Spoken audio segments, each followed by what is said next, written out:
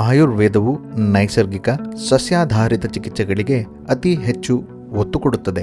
ಆಯುರ್ವೇದದ ಔಷಧಗಳು ಮತ್ತು ಪದ್ಧತಿಗಳಿಗೆ ತಜ್ಞರ ಮಾನ್ಯತೆ ಇದ್ದು, ತ್ರಿಫಲ ಜೀರ್ಣಶಕ್ತಿಗೆ, ಬ್ರಾಹ್ಮಿ ಮೆದುಳಿನ ಕಾರ್ಯಕ್ಷಮತೆಗೆ ವಿಶ್ವ ಆರೋಗ್ಯ ಸಂಸ್ಥೆ ಆಯುರ್ವೇದವನ್ನು ಅನುಮೋದಿಸಿದ್ದು, ಪ್ರಮುಖ ಗಿಡಮೂಲಿಕೆಗಳಾದ ಅಶ್ವಗಂಧ, ತುಳಸಿ, ಅರಿಶಿಣ, ಬ್ರಾಹ್ಮಿ, ತ್ರಿಫಲ, ಶತಾವರಿ, ಗುಡೂಚಿ ಫೈಟೋಕೆಮಿಸ್ಟ್ರಿ ಮತ್ತು ಫಾರ್ಮಕಾಲಜಿಕಲ್ ರಿಸರ್ಚ್ನ ಮೂಲಕ ಕೂಡ ದೃಢೀಕೃತಗೊಂಡಿದೆ.